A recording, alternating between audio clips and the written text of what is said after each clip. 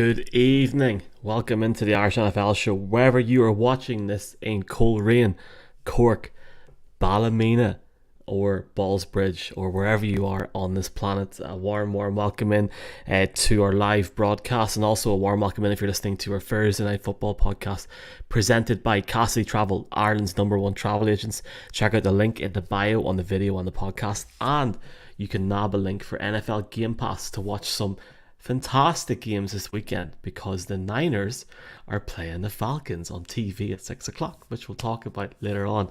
Sweet Jesus, we have got Colm Cronin here. Colm, I don't know where you're going, but you're looking well. And Brian O'Leary. And I don't even know where Mark Cockrell is anymore, lads. Anyway, Colm, what's the crack? How you getting on? Good. It is entering week 6. We are more than a quarter of the way through the season, and obviously we begin to have the bye weeks now. I think most teams probably would prefer a bye week a little bit later, but we're, you got to take what you're given. And yeah, some interesting matchups certainly this week. I think you're beginning to, after week 5, you're beginning to kind of see really what teams are all about. There's less kind of an immediate reaction to maybe some of the results, but we're still a lot to play for, I would say. Brian, I'm one of the select few and very fortunate few that has the opportunity to get paid to work in the NFL, and I'm not blowing my own trumpet here, but there are days like tomorrow where I do question everything, life itself. I have to watch the Bears play the Commanders tomorrow night. Sweet Jesus, man! This is a bad game. Jeff Bezos has paid how much for this game? And by the way, I'm joking to my employer. I love my job. It's just funny that this has why is this game tomorrow night? Why couldn't it be Thursday in 6 weeks' time, whenever it could be flexed? Because the NFL tend to try have a bit of fairness to every team and make sure they all get their opportunities to be in prime time. And let's be fair, the schedule is selected in mid-May now. It used to be April, but it's mid-May now. So I'm sure there was a rationale as to why they felt this game was appropriate for Thursday night. Michael, sometimes these games surprise you. You've little expectation. You go and watch the game, you might see Justin Fields ball out. He played reasonably well last weekend. In Minnesota, Carson Wentz is under pressure, having seen the interview, which I'm sure most fans have seen this week with Coach Rivera, in terms of how people feel he threw Carson Wentz under the bus, and alluded to the fact that all the other 3 quarterbacks in the division are all going in the right direction, with the exception of their one. He's backtracked a little since then, but the storylines leading into the game, and you're saying it's a poor game. If the Bears win tomorrow night, they're 3-3, and they're in at least only 1 game behind the Packers, so the Packers beat the Jets on Sunday. So there's still hope for the Bears. If Washington lose tomorrow, I think all hope is extinguished for them having any hope of coming back into the core of the division. But I think it's an interesting game. I'm looking forward to watching it on Friday morning, though. And I can't wait to judge this, because if you're listening to this now, you're listening to our Thursday night podcast, previewing TNF. So it'd just be funny if it's the lowest listened to podcast of the year. It might not be, and we really appreciate everyone listening. It's been amazing to see the support for this podcast, so thanks a million. Let's start it off. Let's get our picks for that first game. In week 6, Colin, we've got over a couple of weeks in London. We've got, by my reckoning, 15 days for me at the house now. So I'm, at least I get to relax this weekend. We all get to chill out, and hopefully L'Oreal Expert will help under the eyes at some point. But we seen this week with Ron Rivera immediately throwing Carson Wentz under the bus on the press conference. The funny thing is, they're going up against Justin Fields, and as much talent and as much potential as Fields potentially has, he doesn't have a lot to go around him either. So this is a game where it is genuinely difficult to call. Fields obviously is coming off the best performance of the season for him potentially so far in Minnesota. Where do you stand going into tomorrow night's game? Because it is an intriguing matchup, and who is your pick? And before I get your pick, I don't know Mark Cockerell's pick. So we're going to flip a coin live. Somebody get like a euro. I'll try and find a pound here. Heads or tails or whatever. What's the heads on the euro coin? Are we going like the €1 thing, or the little harp behind, or so the harp's tails, the €1 the heads? Harp is tails. Yeah, that's exactly it. And I think this is a bit of a coin toss game, Michael. It was that was a more interesting discussion than the game, Colin. You know, I'm joking. It cannot be worse than last week. And remember that announced earlier today, the Colts kicker was named as the AFC Special Teams Player of the Week because he was the only person who looked semi-competent on the field last week. I mean, it's the NFL. Think about this, right? In America at the moment, the baseball is having its playoffs. Hockey is welcoming everyone back. The NFL is putting the NBA is back as well. The NBA, the Commanders versus the Bears, and the NFL will absolutely steamroll them. You could put all the others together and they will not come next or near the viewing figures for this game. It is one where you imagine, I suppose, that like as I said, it cannot be as bad as last week, given the Broncos made 4 trips to the red zone, 0 touchdowns from it. But it is very difficult to pick who might win, because both of these sides have struggles. I think both of them are somewhat rebuilding. The Commanders are dealing with a significant number of injuries announced today. And as both you and Brian have already mentioned, there was the fact that Ron Rivera made those comments about his quarterback. For me, it's just difficult to see how, when a head coach and a QB are, at loggerheads essentially, at this point of the season, it's difficult to believe in them. And for that reason, and also because the Bears are going to be debuting their new orange helmets, I am going to say that those, coupled with the home advantage of Soldier Field, means that the Bears do move to 500 and to 3-3 tomorrow night. Brian, that's a very fair point that Colin said there. He didn't. I didn't say it. They're wearing these orange uniforms or orange helmets. It's actually the YouTube thumbnail, in case people are wondering. And I'm getting a lot of abuse from people saying about what I've said about the Bears game. Brian saying, "Will you say the same in a few weeks when your team's playing at Wembley?" I probably will, to be honest with you, and we'll see in a couple of weeks. But let's be positive around both teams. The Commanders are in a division where we know the other 3 teams could combust at any moment. Probably not the Eagles, and probably not the Giants as well, to be fair. Whereas the Bears are the Bears, Brian, and you've got a number of mates that are in Chicago tomorrow night as well. I do, Michael. Yeah, they all left this morning. I got some good WhatsApp photographs this morning at 9 a.m. from the bar. They looked in great spirits. You think they were going to watch a 6-0 team or a 5-0 team, as opposed to the Bears team, which you've seen over the past few weeks.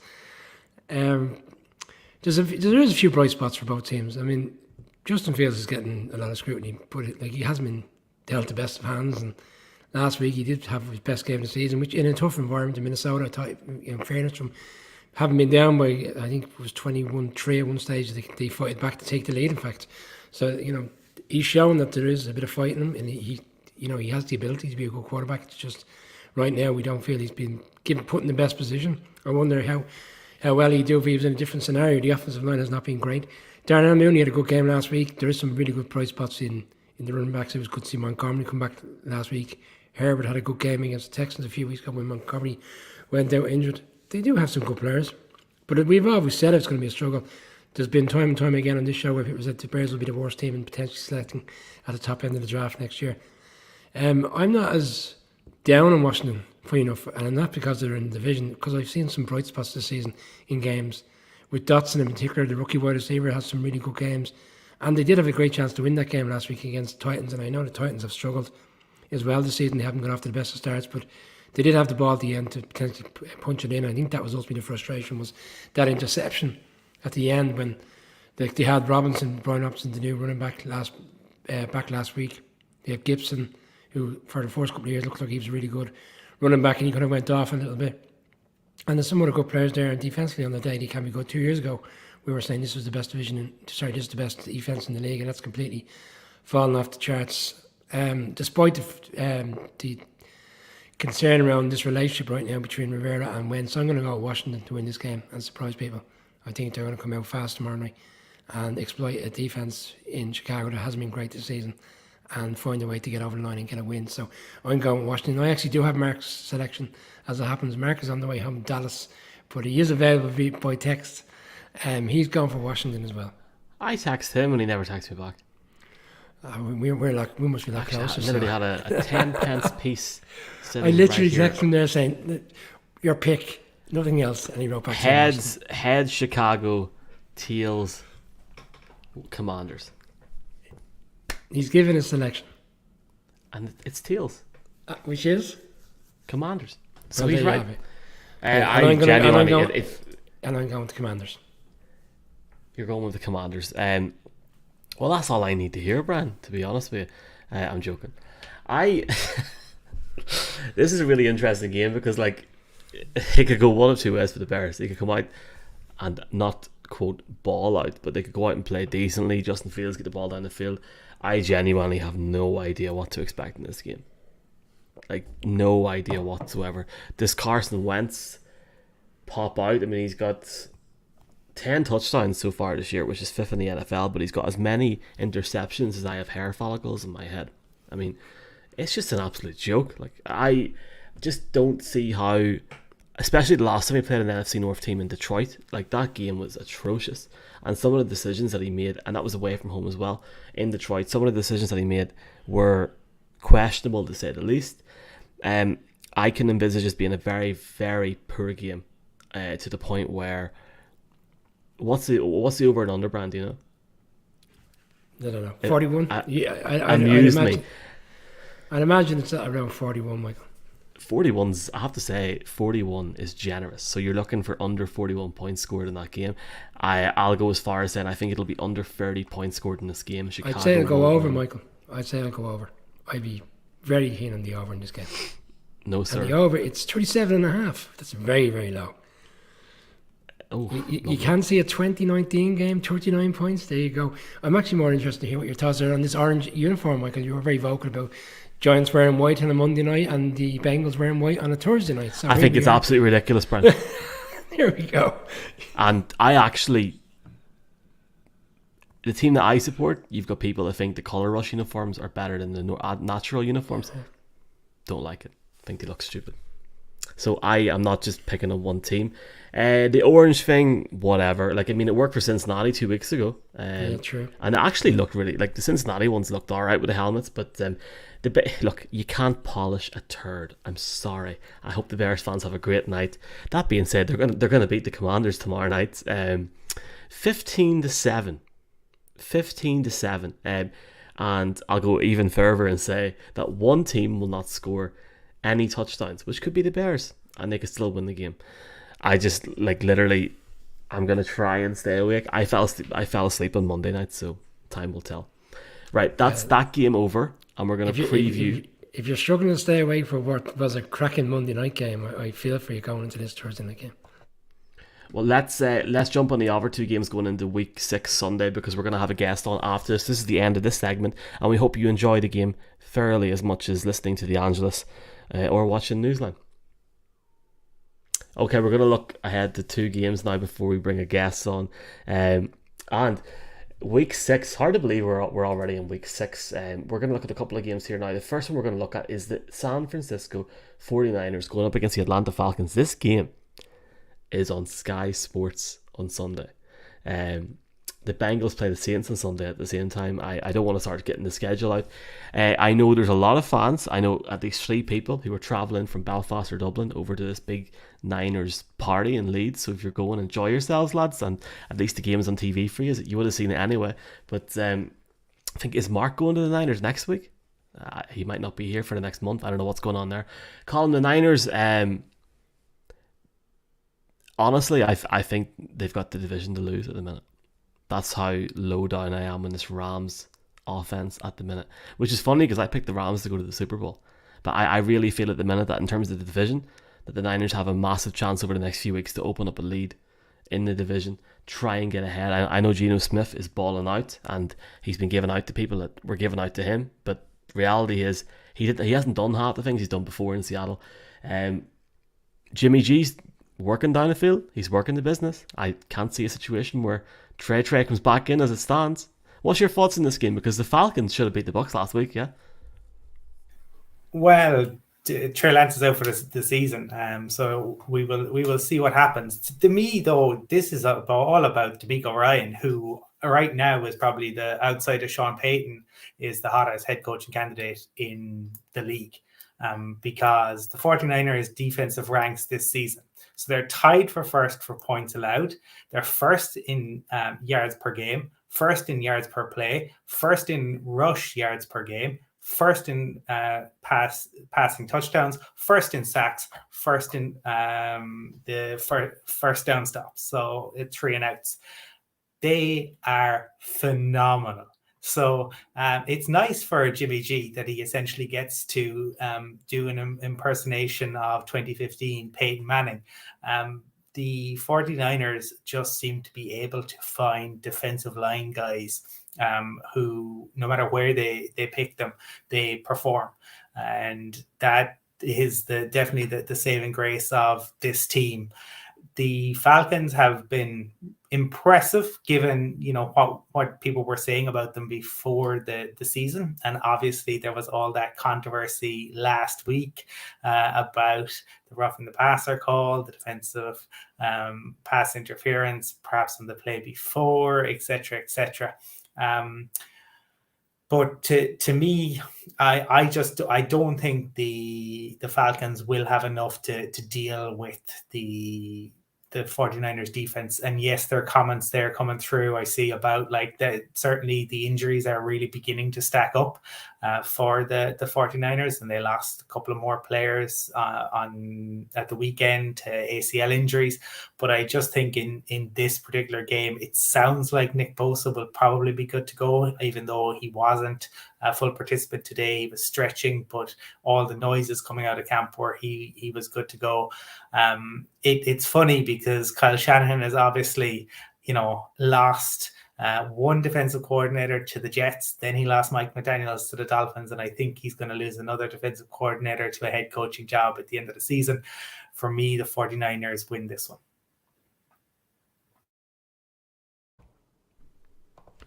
Brian. Colin stole my thunder in a lot of his stats there this evening. I was going to lean towards the defensive side of the ball as to why they would win this game. In fairness to the Falcons, offensively, they have been quite good this year. Mariota has probably surprised a few people. We all felt he was a bit of not a journeyman situation, but he was essentially put in as a holding quarterback supposed to review how this other quarterback which he brought in the draft this year in terms of whether he'd be given an opportunity to start. He's obviously since got injured, so that's not likely. And then I suppose next year is potentially the real year when they could be selecting a quarterback at the top end of the draft. And they've surprised people, and they won 2 in a row. And even before the season started, defensive coordinator was very adamant that his defense was going to play to a higher level this year than people expected. That really hasn't materialised. They have been very leaky defensively, and they're going up against the 49ers offense that is just playing nice football. Nice drives by Garoppolo, not doing anything over expansive. We saw, he has his struggles. We saw it in Denver. But this to me is like last week's game in Carolina. He'll drive up and down the field. He used the running backs, at the right times. Deebo Samuel will be that dual threat. Brandon Ayuk is having a better season than probably I thought he would. There was a lot of expected of him, and Deebo Samuel seemed to have kind of leapfrogged him in terms of dependency and priority within the team. But he's standing out so far. They'll have nice drives against a weak defense, in my opinion, and this 49ers defense will go to town. And they'll stop Mariota, and for me, it's a comfortable 49ers win on Sunday.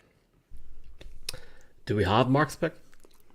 No, you crack on. I'll see can I get Mark's pick for you. No, Mark isn't making the pick. Heads will be the Niners. Tails will be the Falcons. I think we know the pick. I think this is like our new thing now. No, if he doesn't get the picks in, I'm doing this for the crack every week. Tails. He's picking the Falcons. Thanks, Mark. Don't know who Hoagie's picking, so I should probably do that as well, shouldn't I? I don't know, but sure, we'll see the crack. The graphic. George Kittle hasn't scored a... Huh? The graphic will be up on Sunday, and then we'll all find out who everybody's picking. Mark has got the Falcons this week. Hi Mark, how are you doing? I'm picking the Niners this week, and not because I was impressed with them against Carolina last week. I wouldn't even count last week. At the end of the day, the performance from the Panthers was pretty poor, to say the least, and they have been very poor so far this season, and it's one of those things to go on. But the reality is, George Kittle has not scored an offensive touchdown so far this season. He wasn't active week 1 and week 2, wasn't it? So he literally has not scored a touchdown yet. I think this is a week that he goes off. I do like the way that the Falcons started the season. They have surprised teams. I think a lot of people, including myself, if I was watching some of our preview podcasts back the other day, and I think a lot of us were very down on the Falcons, and rightly so after what they done to Mr. Ryan. Looks like Mr. Blank could be right now, but I think Jimmy's going to get the ball down the field. Yeah, they've got a lot of injuries, but they've got too many offensive weapons, which will keep them in the game towards the end if it is tight. I've got them winning 24-17 in a close one. And I think the Niners fans that are in their big party zone will have a great night. And hopefully the Niners, if you're watching this, you can come to Dublin next time for a big party. I will certainly attend if you're coming.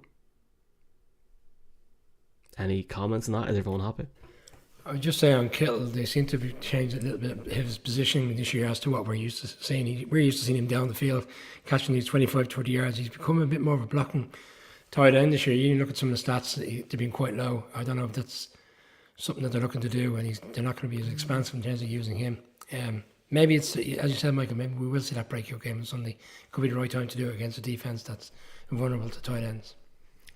Hashtag bet of the week. Hashtag betting podcast Friday morning in your ears. Okay, the next game we're going to look at before we bring a guest on is we're going to look at the Patriots going up against the Browns in the early window on Sunday. I got to drop off the video for a second, so Colin, I'm going to leave it over to you and go zap. Yeah, so this is, I suppose, you've got these two teams who are both sitting at 2 and 3, and to me the interesting thing about it is the fact that the Browns have beaten the Panthers, who are 1 and 4, the Steelers, who are 1 and 4, and the Patriots have beaten the Steelers, we know are 1 and 4, and the Lions, who are 1 and 4. So difficult to get a read on either of these two teams and what they're capable of. The Browns should have won that game last weekend. They made a mess of it themselves and found a way to do themselves out of the win. I think you can make a case for either of these two teams winning this. I think there's a strong case you can make for how the Patriots can win it. Even it sounds like it once again it'll be Zappy, their third string QB, but even without Damian Harris, they have a very strong running game. Equally, you could certainly say Nick Chubb is the number one running back in the NFL this season. So you could get that coin out again and toss it, but I'm going to say that the Browns get the victory in this game to move to 3 and 3. But honestly, it's definitely a field goal type game. The Browns will be kicking themselves. They should have won both home games. The Jets game with the absolute, meltdown, and with 1:53 to go. And last week they were given numerous opportunities to put the game away. You miss field goal at the end of the first half, interception in the red zone, and obviously the field goal at the end to win the game. Against the Chargers team that are, supposed to be one of the hottest teams in the league and potentially a Super Bowl threat. So I would be more keen on the Browns than the Patriots. And the Patriots they had Zappy play a nice methodical game last week, which is what we expected. The Browns can put up points. They've put up a lot of points this year, and in fairness to Jacoby Brissett, we were very down on him at the start of the season. We suggest they may not win 5 or 6 games. I think that's very unfair. They're very competitive. They're in these games. They're putting up points, and when the teams put up points against the Patriots right now, with probably the exception of the game against the Ravens, where they played really well and put up points, I think they find it difficult to match them. And the defense has.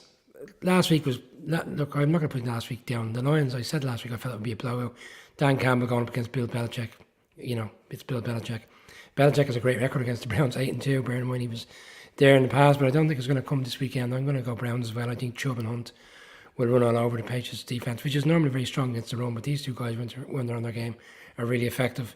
Jacoby will find Cooper. Peoples-Jones is starting to kind of get a few more looks. The tight end, Njoku, they've got the players there. I'm going to see that the Browns get off the mark eventually and win a home game this weekend in terms of not throwing a game away. Late on, Browns to win for me. Mark is going with the Browns. Surprised that Mark's picking the Browns. Obviously, he's a big Patriots fan. So, yeah, I'm only joking. He's going with the Patriots. I'd love to hear his reasoning behind that. That being said, the Patriots lads, to be fair, now have played very, very well in Lambeau in the situation that they were put in. I think a lot of people were down on them whenever Matt got injured, and I, including me, thought that they were going to struggle. They played extremely well in Lambeau. Granted, we did see significant struggles with Green Bay last week in London in person before anybody says we're being one-sided, but fair play to them. The thing for me about the Browns, though, is at the minute, the fact that they took the Chargers team so close last week says it all for me. If you can go up against that Chargers defense, albeit with one or two significant injuries, and Chubb can get 130 odd yards on the day over 17 carries, you got 50 odd ones for Hunt, and as you lads have said, Brissett still finds a way to get the ball down the field. I think that's a huge factor in this game for them, and that's why I genuinely think when you got obviously Njoku, Cooper, but more so the game being in Cleveland, the home fans will want a result. They'll want some sort of kickback from last week because they'll be very disappointed in terms of where they were last week with a few minutes to go and the fact they couldn't get back into the game and win the game.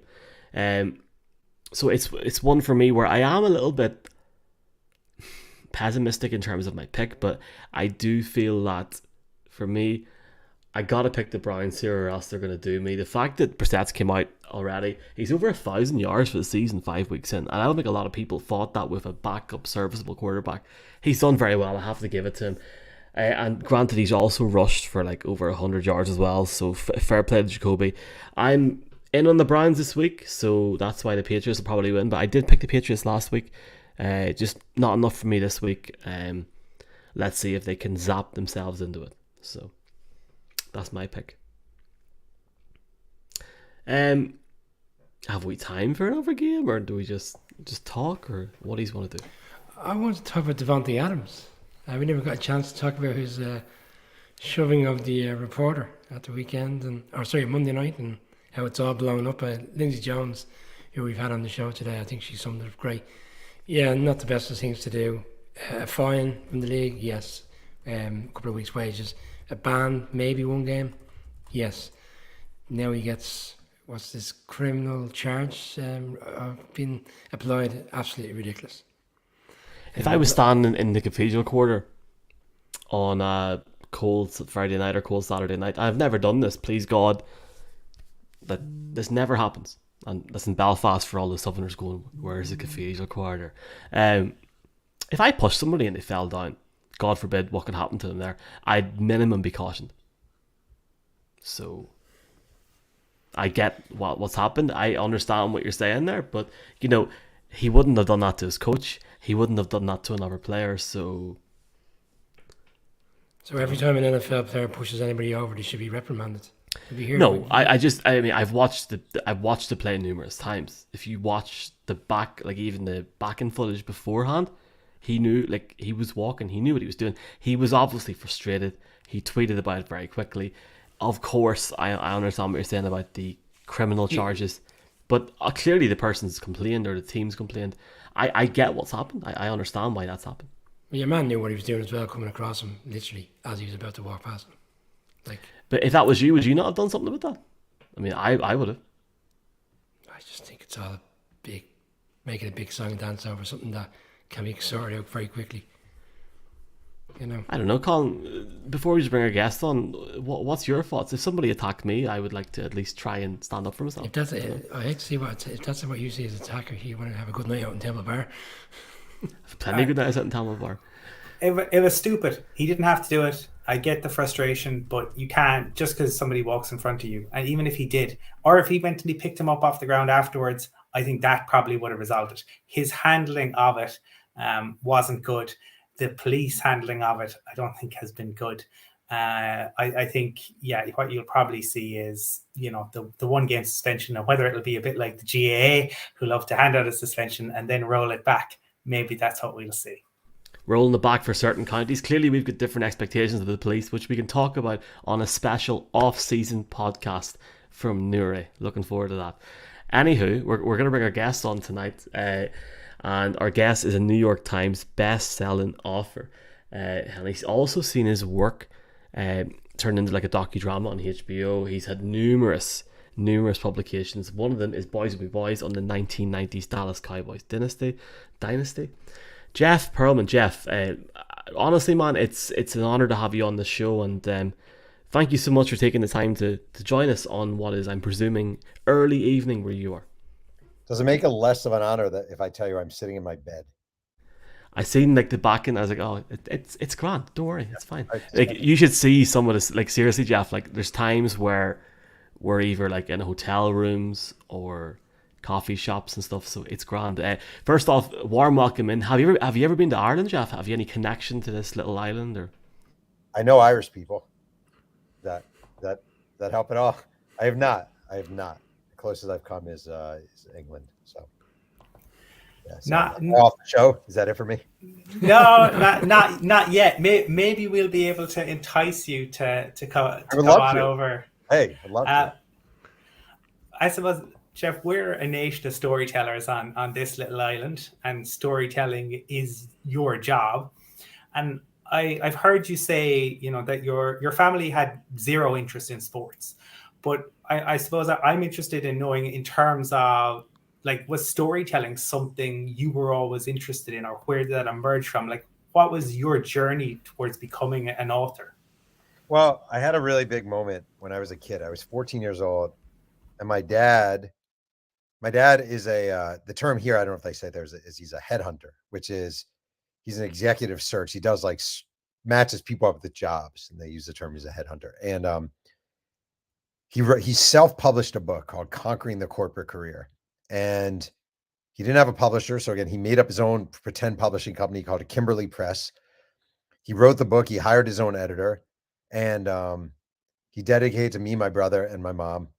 And it came out, and I thought it was the most amazing thing ever. And I remember we had a local bookstore we had a local mall, the Jefferson Valley Mall. And inside the mall was a Walden Books, and they agreed to carry his book, and it would be in the back in the business section. We would go into the bookstore, go into the back, get the one copy of Conquering the Corporate Career, move it to the bestseller section. You go back maybe an hour later, the clerk knows this book does not belong here. We come back in, we move it to the bestseller section. And I just was so dazzled by my dad writing a book and having this tangible thing. I just remember being blown away. And, of all the little moments you have, that might have been the most profound for me when it came to writing books, at least. Jeff, prior to going to work for the newspaper and obviously then writing the books, you had your 7-year stint with Sports Illustrated. One particular one that stands out is the Johnny Rocker interview. Do you want to talk about your period there and obviously that particular interview? Yeah, I was a baseball writer at Sports Illustrated, and I basically started my career. I graduated from the University of Delaware, started my career at a newspaper, the Nashville Tennessean in Tennessee, and then got hired at Sports Illustrated, worked my way up, was a baseball writer. I'm sure 5 people in Ireland have ever heard of John Rocker, but he was a baseball player for the Atlanta Braves back in the 1990s. Horrible guy, kind of a racist, homophobic, xenophobic, everything. And I was assigned to write a story about him. I was just a feature writer with an emphasis on baseball. And I went down to Georgia, where he's from, to hang out with him. His agent told me, "You're going to love this guy. He's the best." And, I'm driving around with him, and 2 minutes into our drive, he's telling me how Asian women can't drive because there's a car in front of us that's swerving. And he's like, Asian women, they can't drive. And it turns out it was a white guy driving the car. And the whole day was him. He called a black teammate a fat monkey. He talked about gays. He talked about foreigners, just ugly, ugly, ugly. And I wrote the story. He probably thought we were just 2 white guys in a car, 2 buddies. I did not think of it that way. Wrote the story, came out, blew up. He wound up getting suspended, demoted, fined. But it kind of, I guess, in a way, gave me name recognition and sort of sent me on my way. And that was shortly before I left the magazine to start doing books. Really intriguing story. I've never heard of that myself until now. Google The John thing Rocker. You Google John I, Rocker, you'll be like, oh, it's very entertaining. Yeah. no, I definitely will. Sorry, I definitely will. One thing that I did Google and I seen, Jeff, was the amount of effort that you put into your pieces. The fact that you interview 600-700 people. How much of a challenge is that for you? I mean, it's obviously amazing for us or for someone that reads your work to see that and see the amount of effort that you put into that, and I guess it gives that fair balance as well to your work as well.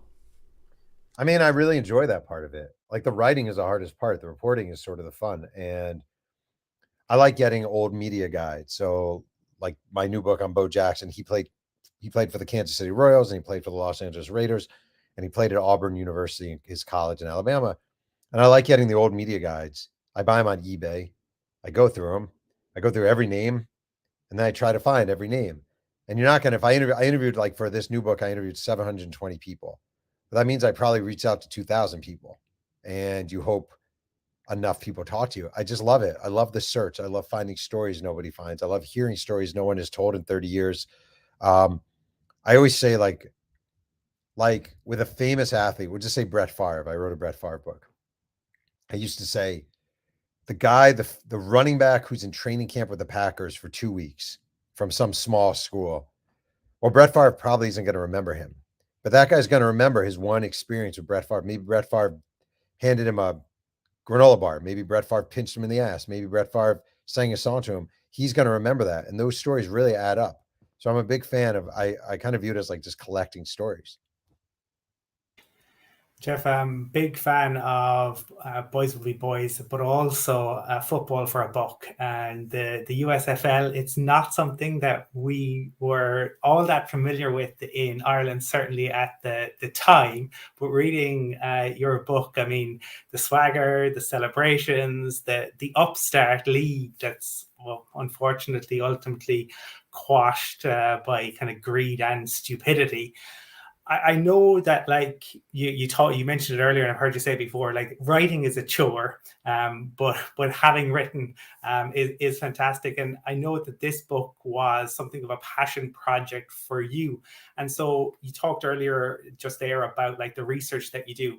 I'm wondering, when it came to looking into the USFL, was that fun to research, that to have that opportunity to call up those who were involved in it, to get the stories about Greg Fields and others? It was great. It was the best. It was my dream book. Everyone told me nobody wants a USFL book. Nobody wants a USFL book. Nobody's going to care.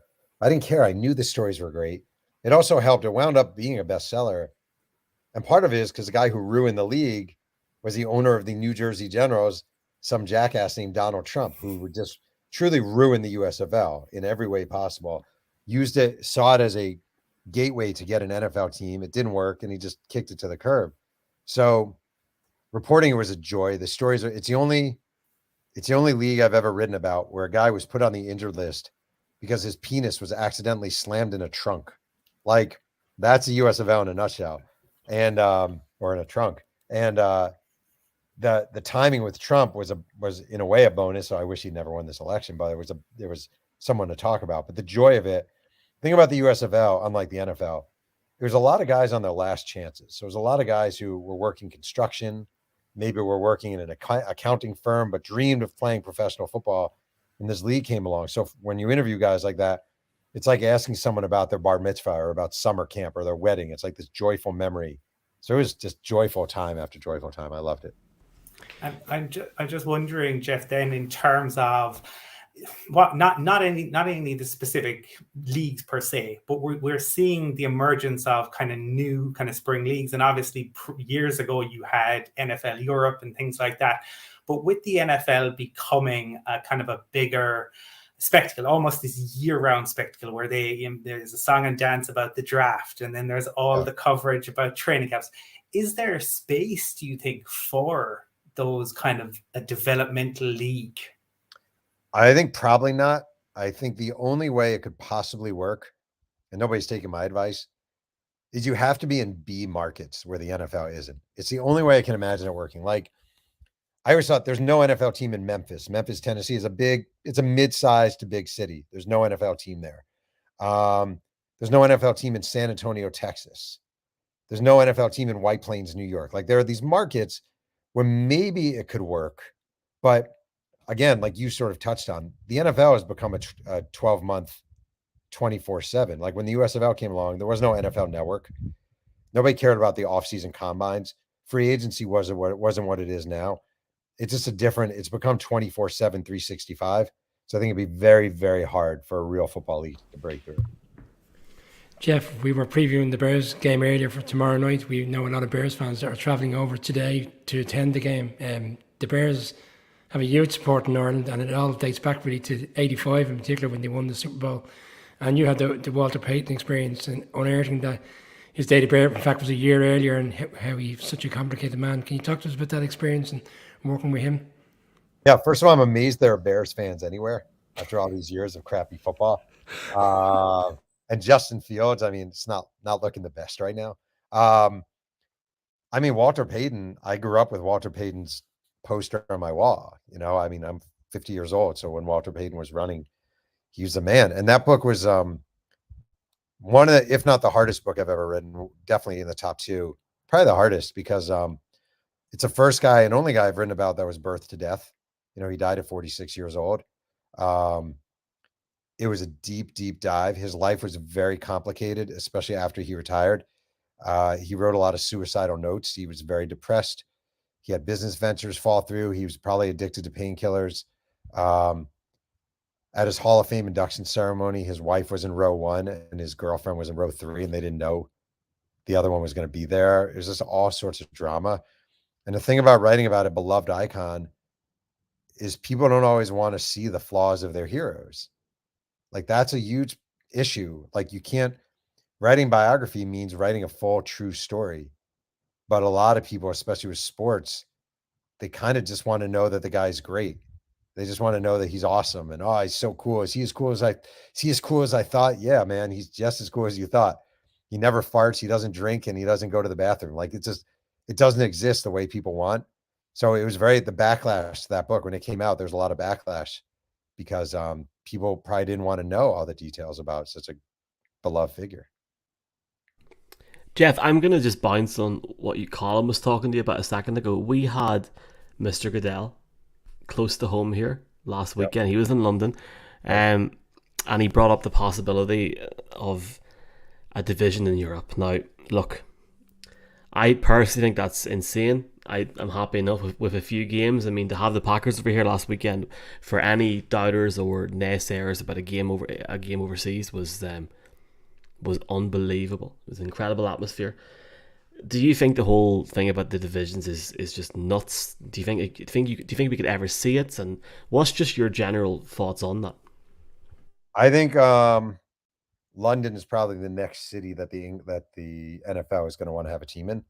So I don't know if you're going to have an actual division of European teams, but I do think you will have an NFL team in London within the next decade, whenever they decide to expand. Usually they expand by 2. So I could see London and Vancouver. Maybe they go into the Canadian market. I have no idea. But I don't know. I just don't know if there are enough. Are there enough countries that would support an NFL franchise and deliver 50,000 fans a game? I don't know. It'd be a huge defeat for the NFL to do it and pull. Like the NBA went into Toronto and Vancouver about 2 decades ago, and Vancouver was an utter failure. And that was an embarrassment for the NBA. So I do think if they do, I think London would work. I think London would work right now, but I'm not so sure. You guys would know better than I would. I don't see where the other 4 markets are where you could have a legit European division. Well, as the NFL is certainly very popular on these shores, but as you mentioned earlier, baseball kind of never really took off. I suppose our familiarity with Bo Jackson is Tecmo Bowl, Bo Jackson. It's the meme that lives across the Atlantic, and we see the highlights. But your newest book, the Last Folk Hero, the life and myth of Bo Jackson. What can you share with us to maybe whet the appetites of Irish audiences? The greatest athlete who's ever walked the earth.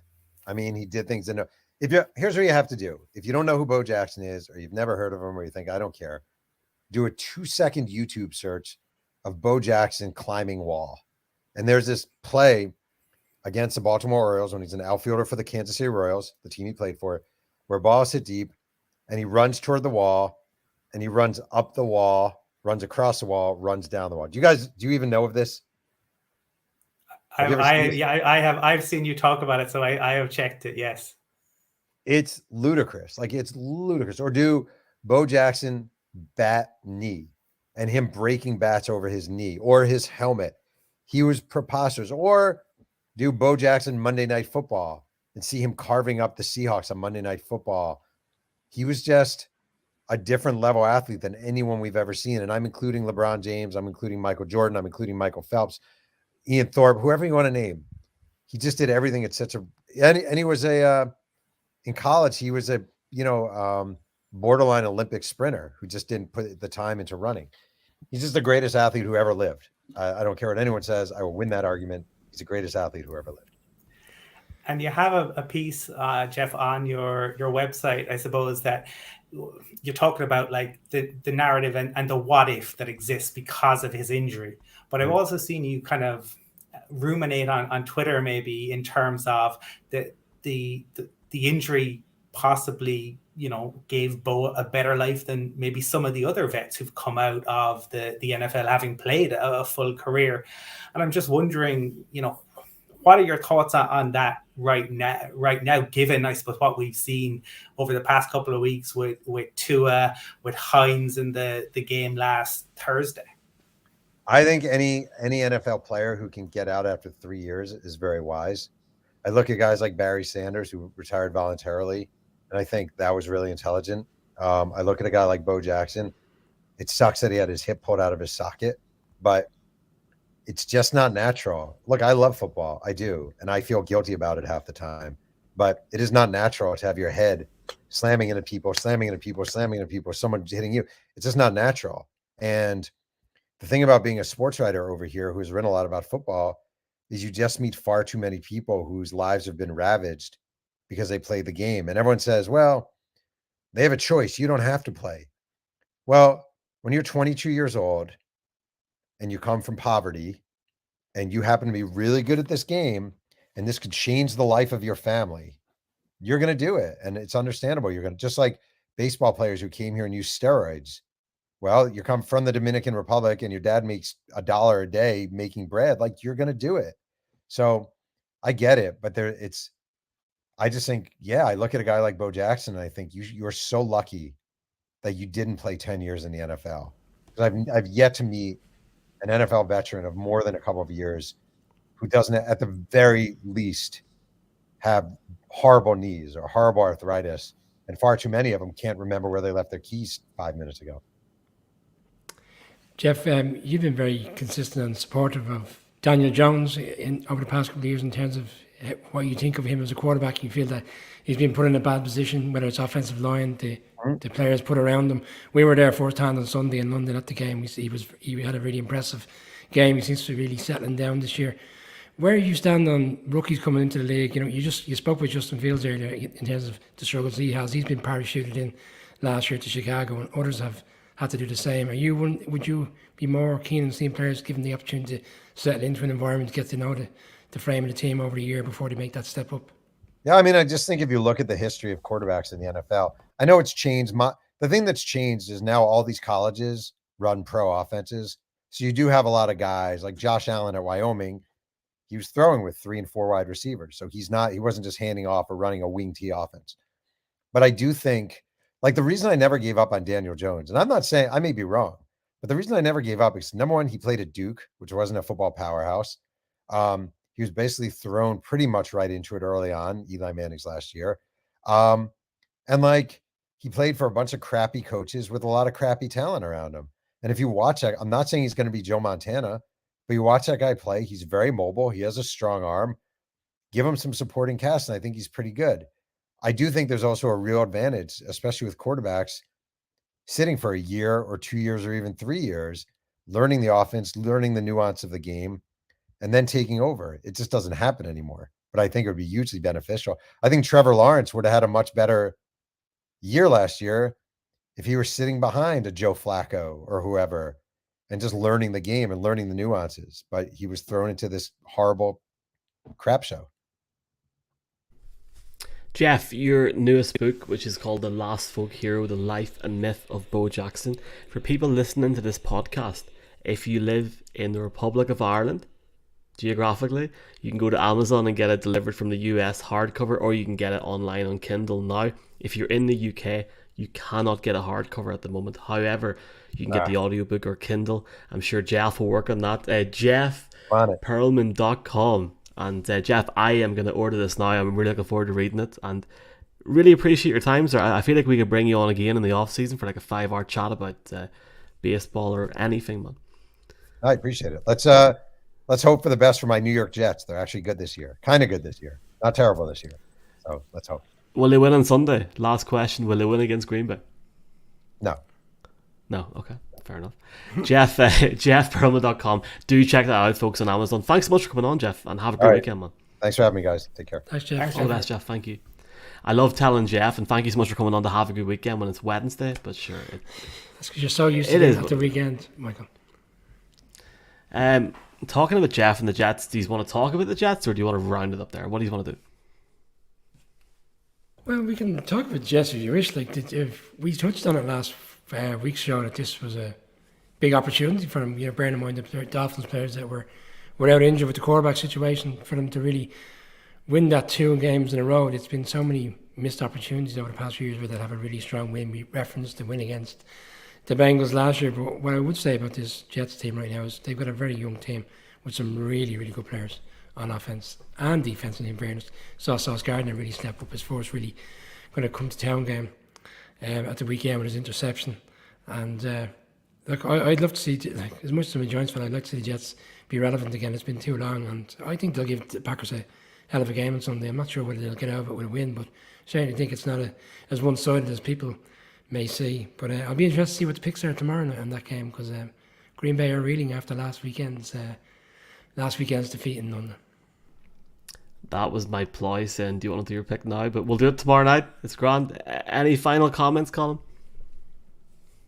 Just a big thank you to Jeff for joining us in Football for a Buck and Boys Will Be Boys are 2 of my very favorite sports books. And if there's anyone out there who, if you're looking for something to read, cannot recommend either of those highly enough.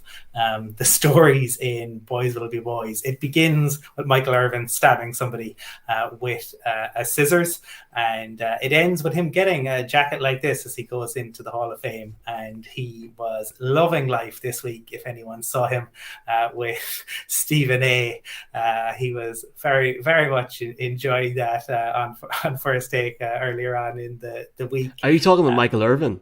Yes. Yeah. That was one of the worst things I've ever... Well, it was funny, but he literally did not make a word of sense. Like, he literally could have been talking gibberish about the Rosa Trulli. That's how relevant what he said was at one point. I think it's great that he can do what MLA used to do up here, a wee double job. He's on ESPN during the weekend, NFL Network at the weekend. There is a couple of questions to end the show. Laurie has asked a couple of times, are we going to Munich? I'm presuming Laurie's going to Munich. That's because he's asked a few times. Laurie, I will be in Munich from the Wednesday night. Brian's in Munich from the Saturday. And we're going to see if Colin will be allowed to go. We're joking. Colin's in the States the week after. I'm in the States, so I won't. I will be in Denver and in Minnesota. So alas, I will not. Barring I win the Euro Millions between now and the middle of November, I shall not make it to Munich. And I might not get it if the pound keeps crashing. Let's see the any other questions here. The Divine Comedy is saying Geno Smith is the best quarterback in that division at the moment. On current form, Kyler will be his backup. I'm really intrigued to talk about the Seahawks tomorrow night, lads, and talk a little bit of Geno. Who is on the bye this week, Brian? Offhand. Oh God, off the top of my head, Texans are definitely on a bye this week. Titans, Raiders. I know there's 4. I'm giving you 3. Jeez, that's an early week for the Raiders to be in a bye, isn't it? Oof. There's 4 teams anyway, Michael, and we've named 3. I think that might come at a good time for the Raiders to kind of allow them to regroup a little bit. Their next run of fixtures, there are no easy fixtures, I would argue, but their next run of fixtures, the Raiders have been competitive in all their games thus far. They did themselves in the other night with penalties. 11 penalties for 99 yards is crazy. So maybe this is coming at a good time for them to kind of regroup and find their way under Josh McDaniels. Yeah, let's just... The Lions, Mike. Lions are 1-4, and they're on a bye as well, and they're reeling off a loss, so they need a good week off as well. Fair enough. Talking about a week off. Maybe Mark will be back tomorrow night. I don't know. We'll see the crack. We're back at 9:30 tomorrow night to talk some Week 6 football. 9:30. See you then. Good luck. Hit the wrong button. Have a great night.